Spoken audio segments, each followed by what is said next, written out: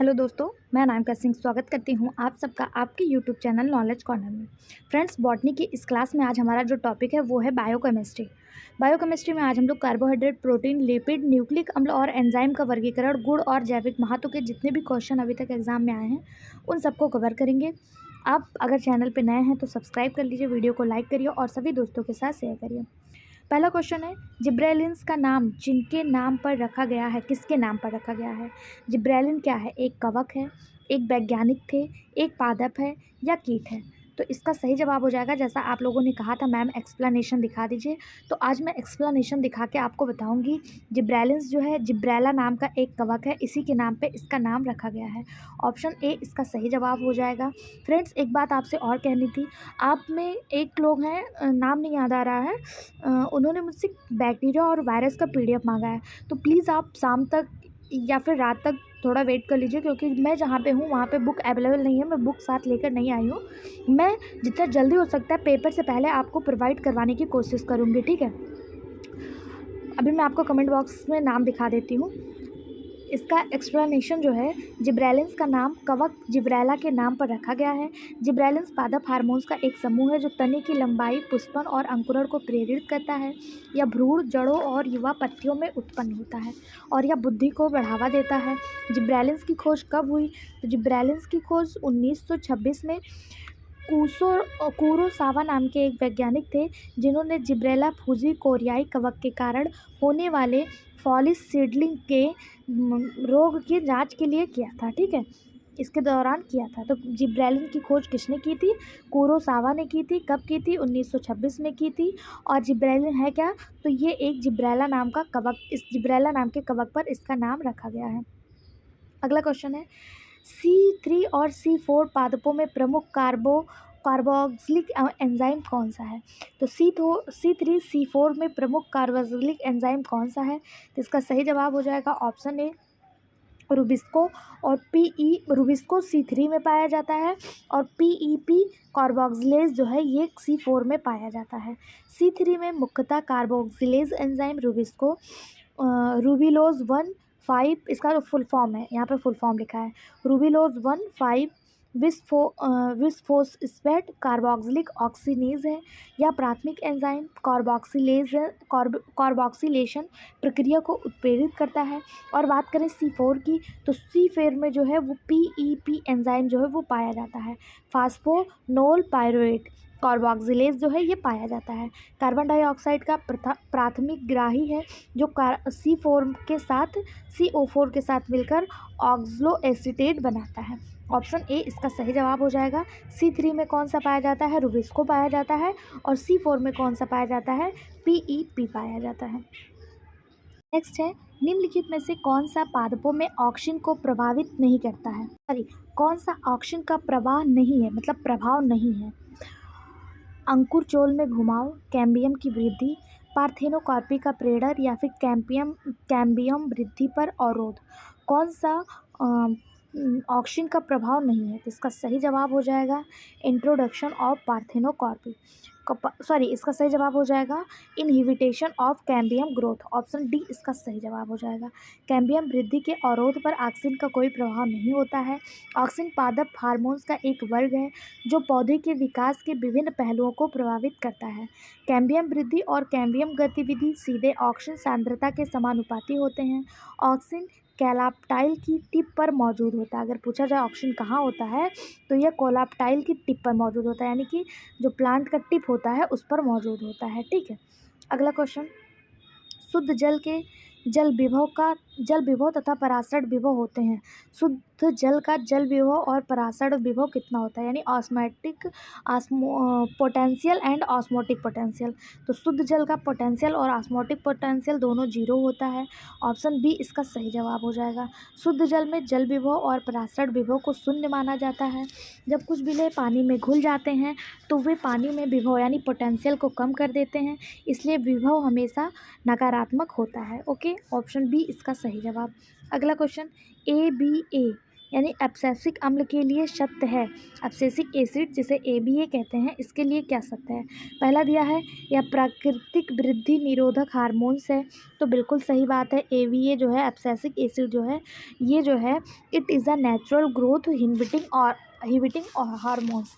ठीक है, पहला सही है। दूसरा दिया है यह पौधे का एक गैसीय हार्मोन्स है, तो ये गलत हो जाएगा। एब्सिसिक एसिड जो है ये गैसीय हार्मोन्स नहीं है। इसे प्राकृतिक पौधे के विकास नियामकों में 5 प्रमुख वर्गों के रूप में स्वीकार किया जाता है। यह विकास और चयापचय को रोकता है, यह बीज निष्क्रियता की सुविधा प्रदान करता है और अनुकूलन परिस्थितियों में बीज के अंकुरण को सुनिश्चित करता है। यदि सूखा पड़ता है तो यह रंध्रों के बंद होने का कारण भी बनता है। ऑप्शन ए इसका सही जवाब हो जाएगा। अगर पूछा जाए एब्सिसिक एसिड मतलब रंध्र के बंद होने का क्या कारण है सूखे के टाइम, तो यही एब्सिसिक एसिड होता है, जिसे ABA के नाम से जानते हैं। अगला, एरेसी के घनकंद में एक प्रकार का कटु स्वाद होता है क्योंकि उसमें पाया जाता है।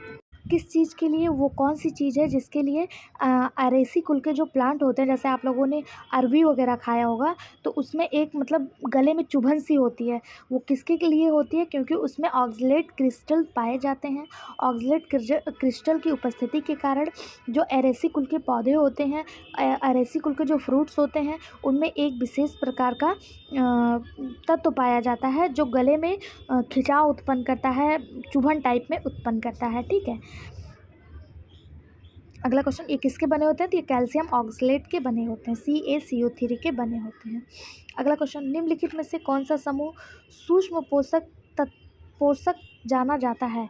कौन सा इसमें सूक्ष्म यानी माइक्रोन्यूट्रिएंट्स है? एक मैक्रोन्यूट्रिएंट्स होता है, एक माइक्रोन्यूट्रिएंट्स होता है। पूछा है कौन सा इसमें माइक्रोन्यूट्रिएंट्स है, तो सही जवाब हो जाएगा क्लोरीन और मॉलिब्डेनम जो है Cl और MO जो है ये माइक्रोन्यूट्रिएंट होता है। माइक्रोन्यूट्रिएंट क्यों? क्योंकि इनकी जो पौधे में आवश्यकता है वो बहुत अल्प होती है, बहुत कमी होती है। ठीक है, इसके अंतर्गत क्लोरीन और मॉलिब्डेनम के अलावा बोरान, कॉपर, जिंक, मैग्नीज भी आते हैं। ऑप्शन सी इसका सही जवाब हो जाएगा। अगला क्वेश्चन, तनाव हार्मोन्स यानी स्ट्रेस हार्मोन्स के नाम से किसे जाना जाता है? तो स्ट्रेस हार्मोन्स के नाम से ABC को जाना जाता है, यानी एब्सिसिक एसिड को जाना जाता है। ऑप्शन ए इसका सही जवाब हो जाएगा। एब्सिसिक एसिड पौधे में प्राकृतिक रूप से पाया जाता है। यह प्रमुख वृद्धि अवरोधक हार्मोन्स है।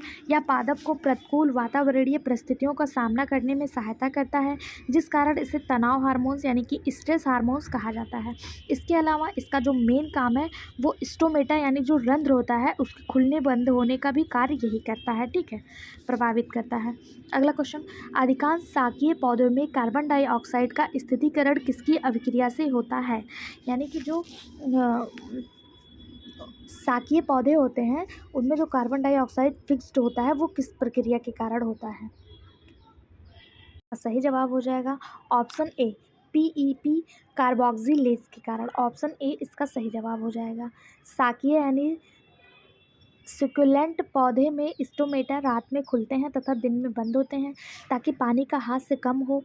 रात में स्टोमेटा खुलने पर कार्बन डाइऑक्साइड को एंजाइम PEP कार्बोक्सिलेज की सहायता से मैलिक अम्ल में फिक्स करते हैं तथा दिन में मैलिक अम्ल पार्विक अम्ल में बदल जाता है और निकली कार्बन डाइऑक्साइड फिर फिक्स की जाती है रूबिस्को द्वारा। ठीक है, ऑप्शन ए इसका सही जवाब हो जाएगा।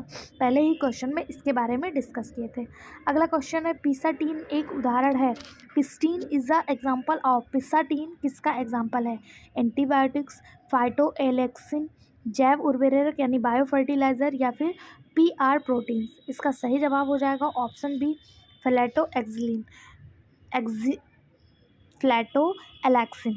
ऑप्शन बी इसका सही जवाब हो जाएगा। पिसाटीन मटर के पौधे द्वारा बनाया गया एक प्रमुख फाइटोएलेक्सिन है। यह प्रथम फाइटोएलेक्सिन है जिसका रासायनिक सूत्र C17H40O6 है। फाइटोएलेक्सिन एक रासायनिक एंटीमाइक्रोबियल पदार्थ है जो बैक्टीरिया और कवक से बचाता है। ऑप्शन बी इसका सही जवाब हो जाएगा। ये है क्या? तो ये माइक्रोबियल पदार्थ है जो बैक्टीरिया और कवक दोनों से रक्षा करता है। ठीक है, एंटी माइक्रोबियल है। अगला, introduce of formation of interfascicular cambium is. Interfascicular cambium के निर्माण का प्रवर्तन होता है काइनेटिन द्वारा, जिब्रेलिन द्वारा, ऑक्सिन द्वारा या फिर एथिलीन द्वारा। सही जवाब हो जाएगा ऑप्शन ए काइनेटिन के द्वारा। Plant tissue culture plant tissue culture तकनीक में काइनेटिन की मात्रा अधिक होने पर वह सूट का निर्माण करता है तथा इंटरफेसिकुलर कैम्बियम के निर्माण को भी प्रभावित करता है। दो समस्थानिक बंडलों के बीच बनने वाली कैम्बियम परत को इंटरफेसिकुलर कैम्बियम कहा जाता है और ये तकनीक जो होती है ये काइनेटिन की मात्रा से प्रभावित होती है। ऑप्शन ए इसका सही जवाब हो जाएगा। अगला question, the hormones which has negative effect on apical dominance is. शिखाग्र प्रभाविता पर नकारात्मक प्रभाव डालने वाला हार्मोन्स है साइटोकाइनिन, ऑक्सिन, जिब्रेलिन या फिर IAA। तो हम लोगों ने देखा था कि ऑक्सिन जो है ये टिप पर पाया जाता है और यही जो है टिप पर जो है अपना नकारात्मक प्रभाव डालता है। एक मिनट, नकारात्मक प्रभाव डालने वाला साइटोकाइनिन है, साइटोकाइनिन है। ऑप्शन ए इसका सही जवाब हो जाएगा। साइटोकाइनिन विकास और इस ऑक्सिन तो टिप पर पाया जाता है लेकिन ये उसकी वृद्धि के लिए जिम्मेदार होता है। ठीक है, अगला क्वेश्चन, निम्नलिखित में से कौन सा साइटोकाइनिन है? जिएटिन, काइनेटिन या फिर बेंजाइल एडेनिन या एक से अधिक, यानी उपयुक्त सभी। सही जवाब हो जाएगा उपयुक्त सभी। जिएटिन, काइनेटिन व बेंजिल एडेनिन सभी साइटोकाइनिन है। ऑप्शन बी इसका सही जवाब हो जाएगा। अगला क्वेश्चन, विषम जोड़ों को बताइए, इनमें से कौन सा विषम है? पहला एंडो ब्यूटिलिक अम्ल ऑक्सिन है, बिल्कुल सही जवाब है। दूसरा फिनाइल एसिटिक अम्ल जिब्रेलिन है, यही गलत हो जाएगा। कैरोनाइक अम्ल जिब्रेलिन है, सही है। जिटीन साइटोकाइनिक है, बिल्कुल सही जवाब है। इसमें जो गलत है वो है ऑप्शन बी फिनाइल एसिटिक अम्ल, जिसे PAA कहते हैं। यह पौधे का एक ऑक्सिन है जिसमें पर्याप्त रोगाणु रोधी गतिविधि भी होती है। इसका अध्ययन जीवाणु, कवक और शैवाल भूमिगत पौधों में किया जाता है। PAA फिनाइल एसिटिक अम्ल क्या है? तो ये एक ऑक्सिन है। ठीक है, और ऑप्शन में आपको जिब्रेलिन दिया था इसलिए ये गलत हो जाएगा। जिब्रेलिन हार्मोन्स पौधे के विकास के नियामक हैं और कोशिका वृद्धि में मदद करते हैं। जिब्रेलिन जो है ये तने की लंबाई, फल पकने और फूलों में भी प्रमुख रोल इनका होता है। ठीक है, इस हिसाब से ऑप्शन बी इसका गलत हो जाएगा, होते हुए भी वही सही हो जाएगा। अगला क्वेश्चन है, the pressure substance which is used in the synthesis of auxin indole 3 acetic acid. पूर्ववर्ती पदार्थ जो ऑक्सिन इंडोल 3 एसिटिक अम्ल के संश्लेषण में प्रयुक्त होता है क्या कहलाता है? Tyrosine, tryptophan, acetyl cysteine, mevalonic acid. सही जवाब हो जाएगा ऑप्शन बी ट्रिप्टोफैन। ट्रिप्टोफैन कहलाता है, क्या कहलाता है? ट्रिप्टोफैन कहलाता है। ऑप्शन बी इसका सही जवाब हो जाएगा। अगला क्वेश्चन, SDS फेज में सोडियम डोडेसाइल सल्फेट प्रोटीन को पूर्णतः डैश आवेश प्रदान करता है। SDS फेज में सोडियम डोडेसाइल सल्फेट को चार्ज कौन करता है? कौन सा प्रोटीन, मतलब कौन करता है? तो इसका सही जवाब हो जाएगा निगेटिव। ऑप्शन बी इसका सही जवाब हो जाएगा। Provide as overall negative charge to the protein. Option B SDS phase में सोडियम डोडेसाइल सल्फेट प्रोटीन को पूर्णतः ऋणात्मक आवेश प्रदान करता है।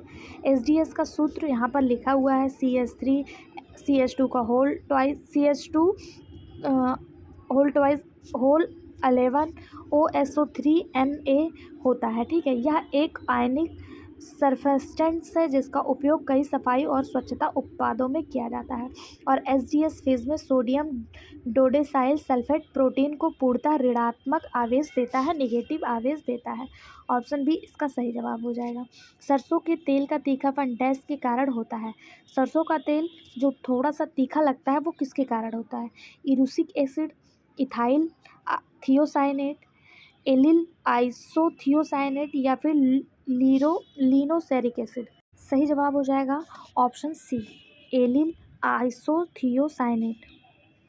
सरसों के तेल का तीखापन एलिल आइसोथियोसाइनेट के कारण होता है। यह एक ऑर्गेनो सल्फर यौगिक है तथा इसका सूत्र यहाँ पर लिखा हुआ है CH2CH2NCS होता है। जब सरसों के बीजों को कोल्ड प्रोसेसिंग से क्रश किया जाता है तो मायरोसिनेज नामक एक एंजाइम निकलता है। सरसों में सिनिग्रीन नामक ग्लूकोसाइनोलेट भी होता है। ठीक है। और जो इसमें तीखापन का कारण होता है वो एलिल आइसोथियोसाइनेट होता है। ऑप्शन सी इसका सही जवाब हो जाएगा। डैश एक कृत्रिम ऑक्सीजन है, इनमें से कौन सा एक कृत्रिम ऑक्सीजन है? तो नेफेंथलीन एसिटिक अम्ल जो है ये एक कृत्रिम ऑक्सीजन है। ऑप्शन 3 इसका सही जवाब हो जाएगा। नेफेंथलीन एसिटिक अम्ल एक कृत्रिम ऑक्सीजन है। कृत्रिम रूप से संश्लेषित ऑक्सीजन जिसमें ऑक्सीजन जैसे गुण होते हैं कृत्रिम ऑक्सीजन कहलाते हैं। ऑप्शन सी इसका सही जवाब हो जाएगा। इनमें से कौन सा फल के पकने हेतु आवश्यक है? ऑक्सीजन, साइटोकाइनिन, एथिलीन या एब्सिसिक एसिड? सही जवाब हो जाएगा ऑप्शन सी एथिलीन। एथिलीन जो होता है ये फल के पकने के लिए आवश्यक होता है। एथिलीन पौधे द्वारा उत्पादित एक पकने वाला हार्मोन्स है और पकने की प्रक्रिया में महत्वपूर्ण रोल अदा करता है। फल का पकना एक अत्यधिक समन्वित विकास प्रक्रिया है जो बीज को परिपक्वता के साथ मेल करती है। अगला क्वेश्चन, विलय विभव यानी potential solute potential is always. Solute potential कैसा होता है? तो सॉल्यूट पोटेंशियल जो है ये हमेशा निगेटिव होता है। ऑप्शन ए इसका सही जवाब हो जाएगा। विलय विभव सॉल्यूट पोटेंशियल हमेशा निगेटिव होता है। अगला, निम्नलिखित में से कौन सा नाइट्रोजिनस का एक घटक है? तो नाइट्रोजिनस का एक घटक जो है वो एमओ है, मॉलिब्डेनम है जो नाइट्रोजिनस का एक घटक है। नाइट्रोजिनस एक जटिल जीवाणु एंजाइम है जो अमोनिया के डाई नाइट्रोजन से एटीपी निर्भर रिडॉक्शन को उत्प्रेरित करता है और इसका जो एक घटक है वो एमओ है, मॉलिब्डेनम है। ऑप्शन ए इसका सही जवाब। पत्तियों का गिरना शुरू होता है जब पत्तियों का गिरना कब शुरू होता है? थोड़ा सा छोटा। तो जब ऑक्सीजन की मात्रा कम होने लगती है तो पत्तियां जो है वो गिरने लगती हैं। Amount of oxygen decrease. Option A इसका सही जवाब हो जाएगा। ऑक्सीजन पौधे के हार्मोन्स का एक समूह है जो विकास को नियंत्रित करता है, विशेष रूप से कोशिका की लंबाई को उत्तेजित करता है या सूर्य के प्रकाश और गुरुत्वाकर्षण के जवाब में पौधे के एक तरफ कोशिका विभाजन को बढ़ावा देकर पौधे के अभिविन्यास को प्रभावित करता है। पत्ती गिरने के दौरान तने की जो तुलना में जो लैमिना है वो ऑक्सीजन की मात्रा में कम होती है, तो ऑक्सीजन की कमी से पत्तियां जो है वो गिरने लगती हैं।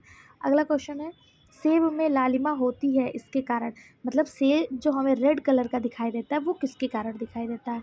लाइकोपिन, कैरोटीन, जेंथोफिल या एंथोसाइनिन? तो इसका सही जवाब हो जाएगा सेब जो रेड कलर का होता है वो एंथोसाइनिन के कारण होता है।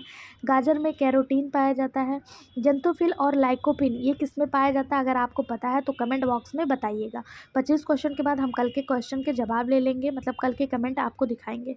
इसी तरह अगर आज आप पूछे गए क्वेश्चन का जवाब देंगे तो कल के वीडियो में आपके आंसर को ज़रूर दिखाया जाएगा। तो सेब का जो लाल रंग है वो किसके कारण होता है? तो वो एंथोसाइनिन के कारण होता है। आपका जो आज का क्वेश्चन है वो लाइकोपिन और जेंथोफिल के कारण कौन सा रंग दिखाई देता है और ये किस फ्रूट में, किस सब्जी में पाया जाता है, ये जवाब आपको बताना है। अगला, एंटी ट्रांसपेरेंट इज प्रतिवाष्पोत्सर्जक है। क्या है प्रतिवाष्पोत्सर्जक? PMA, phenyl mercuric acetate. तो यही सही जवाब हो जाएगा option A phenyl mercuric acetate जो है ये एंटी ट्रांसपेरेंट है। ऑप्शन ए इसका सही जवाब हो जाएगा। ये है क्या? तो ये एक कार्बनिक यौगिक है जिसका उपयोग कवकनाशी के रूप में किया जाता है। ठीक है। अगला question, CH2 single double bond CH2 मुख्यतः उत्तरदायी होते हैं। ये किसके लिए उत्तरदायी होते हैं? मूल रोम बनाने के लिए, नोट्स बनाने के लिए, फलों को पकाने के लिए या इंटर नोट्स बनाने के लिए? तो इसका सही जवाब हो जाएगा ऑप्शन सी, ये जिम्मेदार होते हैं फलों को पकाने के लिए। CH2 ये फलों को पकाने के लिए जिम्मेदार होते हैं। प्राकृतिक रूप से पाए जाने वाले पादप वृद्धि नियामक हार्मोन्स के 5 वर्ग हैं: auxin, gibberellin, cytokinin, abscisic acid और एथिलीन। एथिलीन को पकाने वाला हार्मोन्स कहा जाता है क्योंकि यह फलों को पकाने के लिए जिम्मेदार होता है। फलों के पकाने के साथ श्वसन की दर भी बढ़ जाती है। श्वसन में वृद्धि के कारण जटिल कार्बोहाइड्रेट सरल शर्करा में टूट जाते हैं और कोशिका भित्ति नरम हो जाती है। यह कोशिका विभाजन को रोकता है या पत्ती, फलों और फूलों के विच्छेदन में भी शामिल है।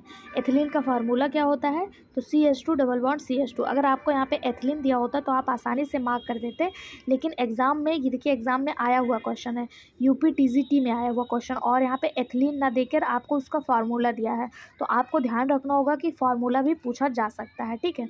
अगला क्वेश्चन, साइटोक्रोम ऑक्सीडेज संबंधित निम्नलिखित में से कौन सा कथन सत्य नहीं है? ध्यान देना है, यहाँ पे पूछा है कौन सा सत्य नहीं है। ठीक है। यानी 3 सही हैं, 1 गलत है। It is found in mitochondria, तो साइटोक्रोम ऑक्सीडेज माइटोकॉन्ड्रिया में पाया जाता है, बिल्कुल सही बात है। या ऑक्सीजन को इलेक्ट्रॉन स्थानांतरित करता है, बिल्कुल सही बात है। इट्स कंटेन ओनली कॉपर, यही गलत हो जाएगा। इसमें कॉपर तथा आयरन दोनों पाए जाते हैं, तो ऑप्शन सी इसका सही जवाब हो जाएगा, गलत होते हुए भी यह सही हो जाएगा, क्योंकि साइटोक्रोम ऑक्सीडेज में कॉपर और आयरन दोनों पाए जाते हैं। अगला क्वेश्चन, टेक पॉलीमरेज एंजाइम को किससे पृथक किया जाता है? देखिए जनरली जो एग्जाम में क्वेश्चन आते हैं ना, अगर आपको मतलब मैं ये नहीं कहूँगी आप तुक्का लगा दीजिए, लेकिन मैं आपको एक बेसिक चीज़ बता रही हूँ कि जनरली जहाँ केवल लिखा रहता है ओनली वर्ड जहाँ लिखा रहता है, ये अक्सर हमेशा गलत ही पाया जाता है ऐसे ऑप्शन, ठीक है। अगला क्वेश्चन है, टेक पॉलीमरेज एंजाइम को किससे पृथक किया जाता है? तो टेक पॉलीमरेज एंजाइम जो है इसे थर्मल एक्वाटिकस से प्रभावित किया जाता है, ऑप्शन सी इसका सही जवाब हो जाएगा। Taq polymerase enzyme thermal aquaticus से पृथक किया जाता है। यह एक थर्मोस्टेबल डीएनए पॉलीमरेज है। इसका प्रमुख कार्य पॉलीमरेज चैन अभिक्रिया यानी पीसीआर तकनीक में है, जहां यह विशिष्ट डीएनए अनुक्रमों को बढ़ाने के द्विगुणन वाले चरण स्वचालित होते हैं, ऑप्शन सी इसका सही जवाब हो जाएगा।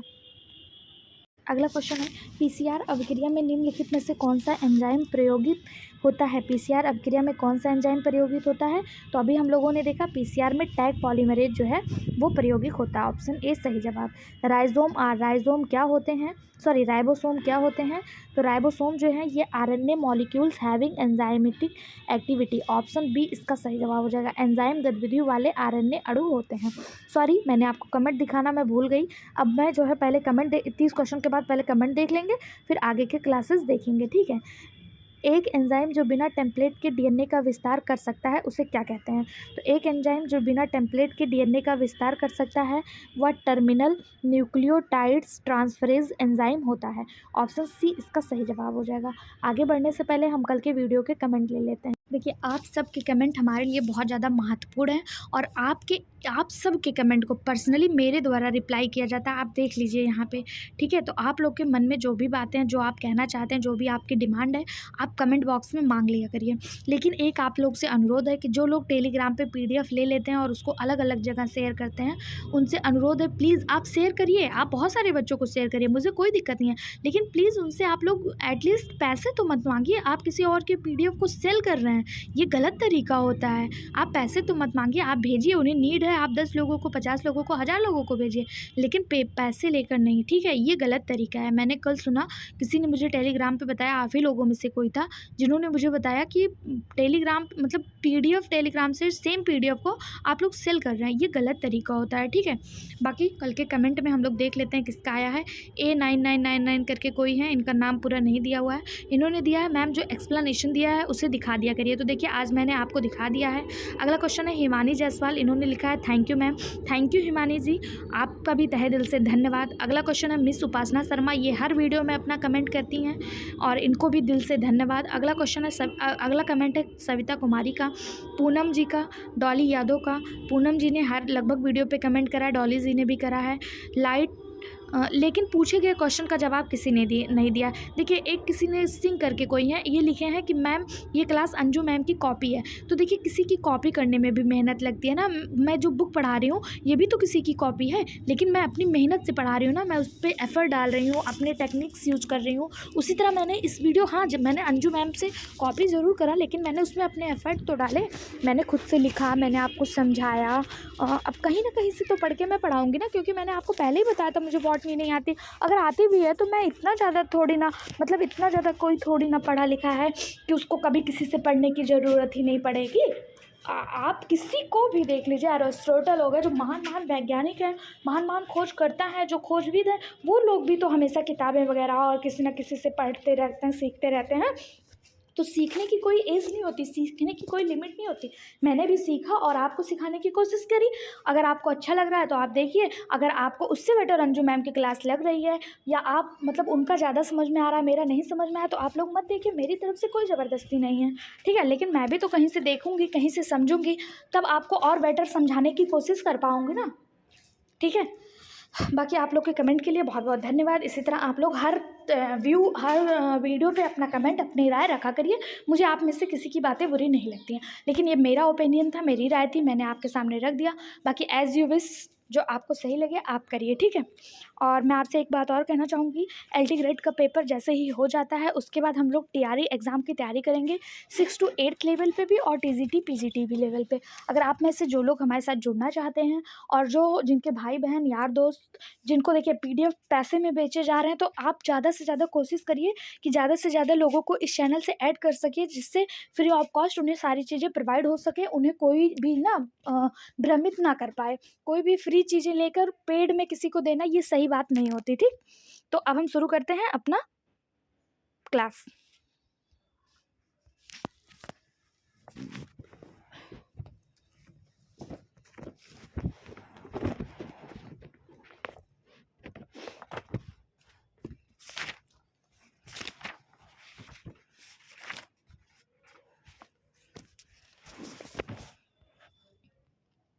बाकी आप लोग की क्या राय है, आप हमारे साथ शेयर कर सकते हैं। यहाँ तक हो गया था। अगला क्वेश्चन देखते हैं। एमाइलेज ग्लूकोज का एक बहुलक है जो किसके साथ जुड़ा हुआ है। एमाइलेज ग्लूकोज का एक बहुलक है और ये किसके साथ जुड़ा हुआ है, पूछा गया क्वेश्चन है। तो इसका जो सही जवाब हो जाएगा वो हो जाएगा ऑप्शन ए, ये जुड़ा है अल्फा 1,4 ग्लाइकोसिडिक बॉन्ड के साथ। ऑप्शन ए इसका सही जवाब हो जाएगा। एमाइलेज ग्लूकोज का एक बहुलक है जो अल्फा 1,4 ग्लाइकोसिडिक बॉन्ड के साथ जुड़ा हुआ है। यहाँ पे आपको डायग्राम के माध्यम से दिखाया गया। अगला क्वेश्चन, निम्नलिखित में से कौन सा एंजाइम एक्सो एंजाइम नहीं है। कौन सा एंजाइम यहाँ पे एक्सो एंजाइम नहीं है। प्रोटेज, लाइपेज, सेलुलेज या नाइट्रोजिनेज। सही जवाब हो जाएगा option D, nitrogenase. Nitrogenase enzyme एक एक्सो एंजाइम नहीं है। एक्सो एंजाइम में लक्ष्य की एक विविध श्रृंखला होती है और अधिकांश प्रकार के कार्बनिक पदार्थों को तोड़ने के लिए अलग अलग प्रकार मौजूद होते हैं। सामान्यतः एक्सो एंजाइम के उदाहरण जो होते हैं वो एमाइलेज, सेलुलोज, प्रोटीएज और लाइपेज होते हैं, ठीक है। तो नाइट्रोजिनेज नहीं है। क्या क्या होता है, एमाइलेज, सेलुलोज, प्रोटीएज, लाइपेज, ठीक। अगला क्वेश्चन, निम्नलिखित में से कौन सा नाइट्रोजिनेज प्रोटीन का भाग नहीं है। कौन सा इसमें नहीं है, तो इसका सही जवाब हो जाएगा ऑप्शन सी, यानी कि जिंक। जिंक जो है ये नाइट्रोजिनेज प्रोटीन का भाग नहीं है। नाइट्रोजिनेज वायुमंडलीय नाइट्रोजन को अमोनिया में परिवर्तित करता है। यह एक MO-Fe प्रोटीन है, यानी मॉलिब्डेनम और आयरन प्रोटीन है। यह हेट्रोटेट्रामर है और इसमें 2 अल्फा और 2 बीटा सब यूनिट होते हैं। ऑप्शन सी इसका सही जवाब हो जाएगा। नेक्स्ट, काइटिन का फॉर्मूला क्या है। तो काइटिन का जो फॉर्मूला होता है वो होता है C22H54N4 और O21। ऑप्शन बी इसका सही जवाब हो जाएगा। काइटिन है क्या, तो काइटिन एक बायोपॉलीमर है जो मुख्य रूप से कवक, निमेटोड्स और आर्थ्रोपोडा द्वारा निर्मित होता है। आप लोगों ने देखा होगा कि जो कवक होता है इसकी जो परत होती है, इसके जो एक्सटर्नल मेम्ब्रेन होता है, ये काइटिन का ही बना होता है, या आप कहें इसका सेल वॉल जो है, कोशिका झिल्ली जो है, कोशिका मेम्ब्रेन जो है, ये काइटिन का बना होता है, ठीक है। सेलुलोज के बाद काइटिन प्रकृति में उत्पादित होने वाला दूसरा सबसे बड़ा बायोडिग्रेडेबल बहुलक है। अगर पूछा जाए पहला बायोडिग्रेडेबल बहुलक कौन सा है, तो सेलुलोज है और दूसरा कौन सा है, काइटिन है। अगला क्वेश्चन, अमीनो अम्ल N के कार्बोक्सिलिक समूह के बीच हाइड्रोजन बंध में एक पॉलीपेप्टाइड श्रृंखला के अमीनो अम्ल N+3 के NH समूह के साथ जुड़ा हुआ है। इसका सही जवाब क्या हो जाएगा, इसका सही जवाब ऑप्शन सी हो जाएगा, बीटा बैरल। अमीनो अम्ल N के कार्बोक्सिलिक समूह के साथ एक हाइड्रोजन बंध बीटा बैरल श्रृंखला से पॉलीपेप्टाइड श्रृंखला में अमीनो ग्रुप N+3 के N-H समूह से जुड़ा हुआ है, ठीक है। ऑप्शन सी इसका सही जवाब हो जाएगा। अगला, एंजाइम हिंद सेकंड पृथक किया जाता है। एंजाइम हिंद सेकंड किससे पृथक किया जाता है, तो एंजाइम हिंद सेकंड जो है ये हीमोफिलस इन्फ्लुएंजा से पृथक किया जाता है। ऑप्शन सी इसका सही जवाब हो जाएगा। हीमोफिलस इन्फ्लुएंजा से एंजाइम हिंद सेकंड को पृथक किया जाता है। हीमोफिलस इन्फ्लुएंजा जिसे पहली बार फीफर बैसिलस या फिर बैसिलस इन्फ्लुएंजा कहा गया था, या एक ग्राम निगेटिव कोको बैसिलरली अवायवीय कैप्नोफिलिक पास्चेरेलाइसी परिवार का रोगजनक बैक्टीरिया है। ऑप्शन ए इसका सही जवाब हो जाएगा। अगला question, peptidyl transferase enzyme ribosome की किस इकाई का एक भिन्न अंग है? तो पेप्टिडाइल ट्रांसफेरेज एंजाइम जो है ये 70S का है, ठीक, सॉरी 50S का है, ठीक है, किसका है? 50S का है। ऑप्शन सी इसका सही जवाब हो जाएगा। पेप्टिडाइल ट्रांसफेरेज एंजाइम 2 राइबोसोमल सब यूनिट का हिस्सा है, ठीक, जिसमें टीआरएनए से फॉर्मिल मैथियोनिन के हस्तांतरण को उत्प्रेरित करता है और दूसरा जो है वो अमीनो अम्ल से जुड़ा होता है। ऑप्शन सी इसका सही जवाब हो जाएगा। अगला, संरचनात्मक बहुशर्कराओं का एक सही युग्मी उदाहरण है। संरचनात्मक बहुशर्कराओं का एक सही उदाहरण कौन सा है? तो सही जवाब हो जाएगा काइटिन और सेलुलोज। ऑप्शन सी इसका सही जवाब हो जाएगा। ये एक बहुशर्करा होता है, ये एक पॉलीसेक्राइड होता है जिसमें सेलुलोज जो है ये सबसे ज़्यादा विघटित होने वाला है, उसके बाद काइटिन दूसरे नंबर पे आता है। अगला, निम्नलिखित में से कौन सा एंजाइम पॉलीपेप्टाइड का नहीं बना होता है? कौन सा एंजाइम पॉलीपेप्टाइड का नहीं बना है? लाइगेज, राइबोजाइम, लाइसोजाइम या फिर काइमोट्रिप्सिन? सही जवाब हो जाएगा ऑप्शन बी राइबोजाइम। राइबोजाइम एक एंजाइम है जो पॉलीपेप्टाइड का नहीं बना होता है। राइबोजाइम उत्प्रेरक के रूप में सक्रिय आरएनए अथवा आरएनए अणु अथवा आरएनए प्रोटीन कॉम्प्लेक्स है जिसमें केवल आरएनए ही उत्प्रेरक गतिविधि प्रदान करता है। ऑप्शन बी इसका सही जवाब हो जाएगा। अगला, निम्नलिखित एंजाइम में कौन ऑक्सीजन से निष्क्रिय हो जाता है? तो ऑप्शन बी इसका सही जवाब हो जाएगा।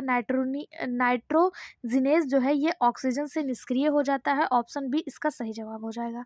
नाइट्रोजिनेज जैविक नाइट्रोजन स्थिरीकरण के लिए प्रमुख एंजाइम है। यह नाइट्रोजन को अमीनो में बदल देता है जो द्वारा ड्राई नाइट्रोजन का अमोनिया में अपचयन जैविक नाइट्रोजन स्थिरीकरण कहलाता है। ऑप्शन बी इसका सही जवाब हो जाएगा। अगला question, cellulose is polymer of. Cellulose किसका पॉलीमर है? तो ये बीटा डी ग्लूकोज का है। ऑप्शन सी इसका सही जवाब हो जाएगा। सेलुलोज बीटा डी ग्लूकोज का पॉलीमर यानी कि बहुलक है। सेलुलोज हरे पौधे और प्राथमिक कोशिका भित्ति शैवाल के कई रूप और ओमाइसिटीज का एक प्रमुख संरचनात्मक घटक है, ठीक। अगला question, lock and key principle is related to. Lock and key principle किससे संबंधित है? तो लॉक और की सिद्धांत जो है ये एंजाइम से संबंधित है। इसको दिए थे एमिल फिशर ने 1898 में। यह एंजाइम के विषय में ताला कुंजी सिद्धांत का प्रतिपादन करता है। ताला कुंजी परिकल्पना विकारों से संबंधित है। इस तरह किसी ताले में विशेष प्रकार चाबी संविष्ट हो जाती है, उसी प्रकार सबस्ट्रेट का विशेष विकार के सक्रिय स्थल पर बंद हो जाते हैं, ठीक है। ऑप्शन सी इसका सही जवाब हो जाएगा। इसको दिया किसने था? तो एमिल फिशर ने दिया था। अगला, संरचना एंजाइम संरचना एवं क्रिया की लॉक एंड की थ्योरी किसने दी? तो अभी हम लोगों ने देखा एमिल फिशर ने। ऑप्शन डी इसका सही जवाब हो जाएगा। अगला, आधुनिक अवधारणा के अनुसार पादपों में बोरान का जैव संश्लेषणी प्रकार है। सही जवाब ऑप्शन सी वसा, फैट एंड ऑयल। आधुनिक अवधारणा के अनुसार पादपों में बोरान का कार्य वसा एवं फैट का संश्लेषण करना है। पौधे इस बोरान या टेट्राबोरेट के रूप में ग्रहण करते हैं। यह तत्व कैल्शियम आयन के अवशोषण व इनका उपयोग झिल्लियों का कार्य परागणों के अनुकूरण इत्यादि में करता है। ऑप्शन सी इसका सही जवाब हो जाएगा।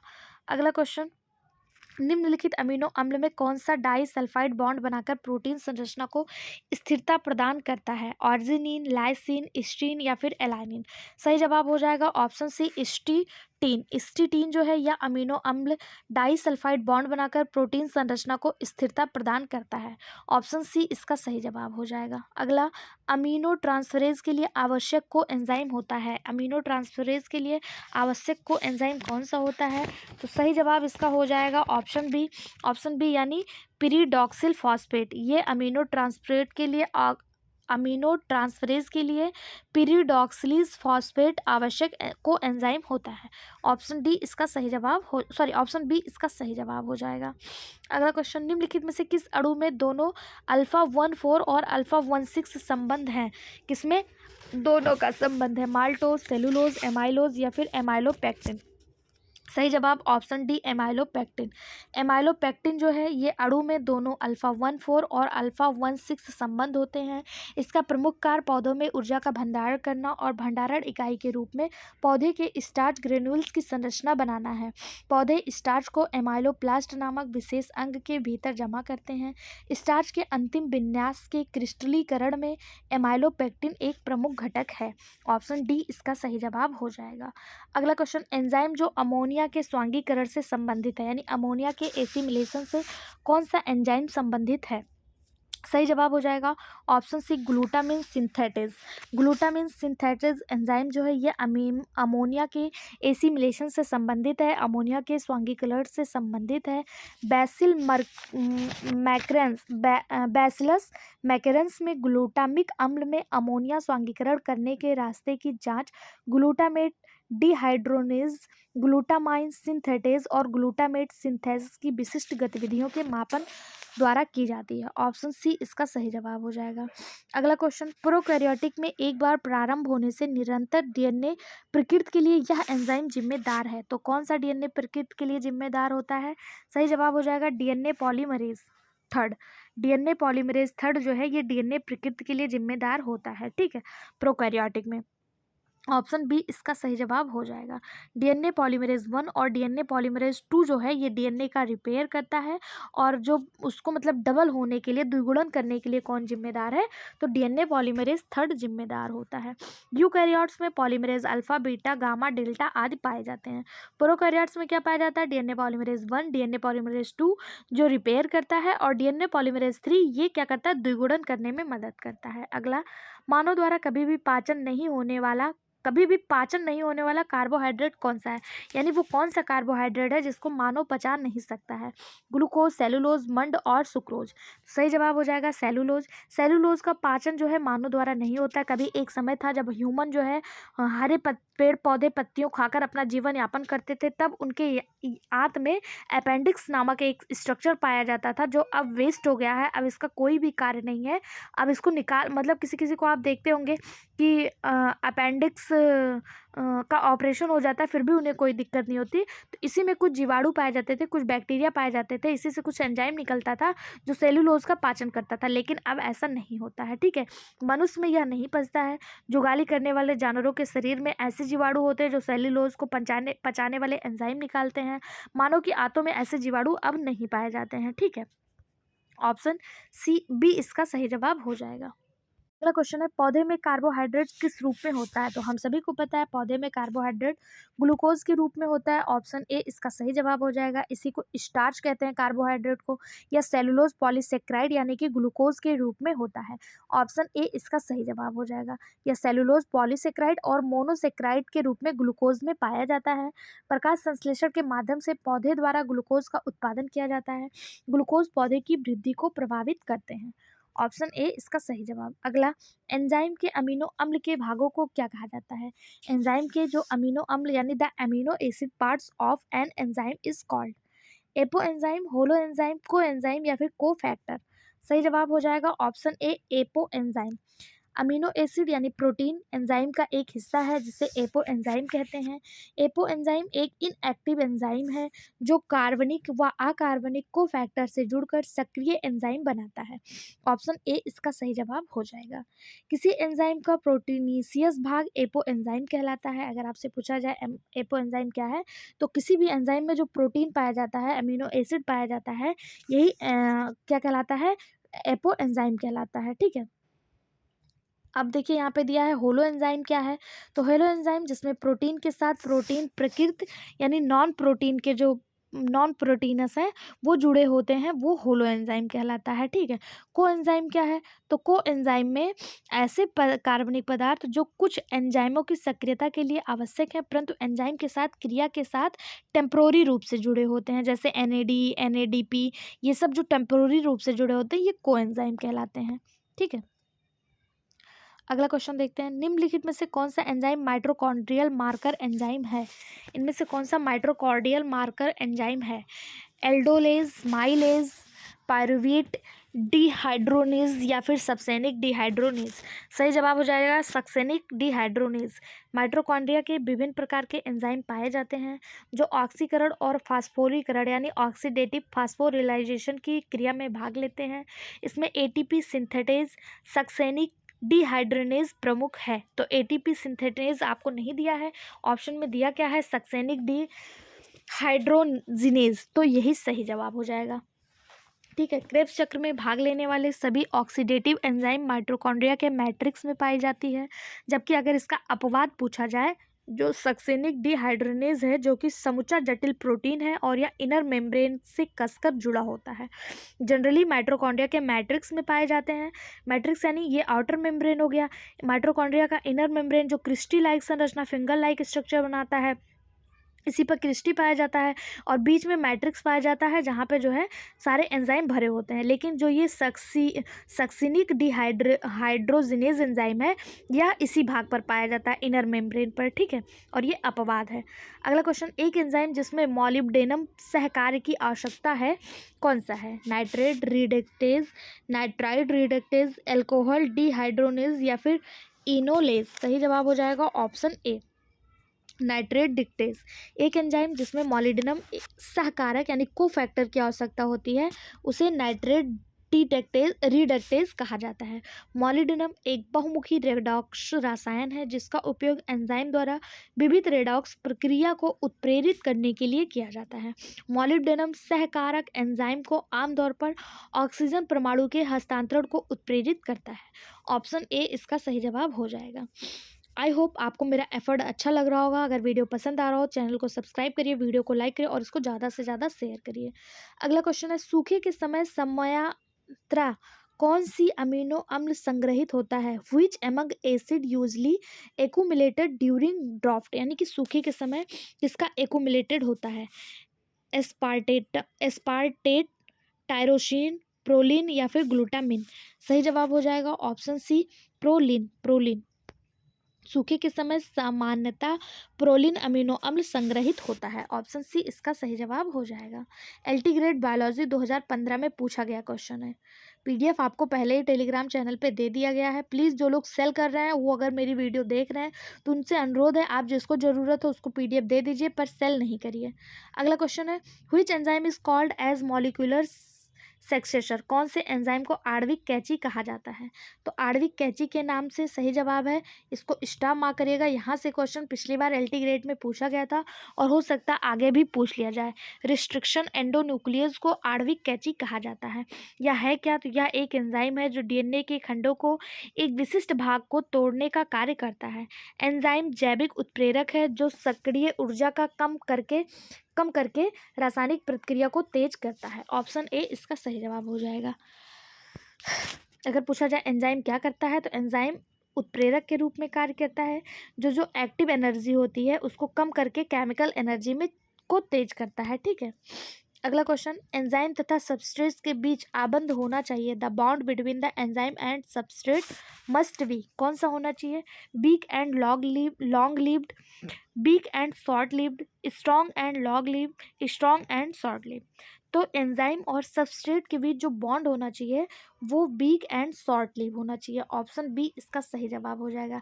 ऐसा क्यों? जिससे सबस्ट्रेट मुख्य रूप से हाइड्रोजनिक बॉन्ड और अनइलेक्ट्रोलिटिक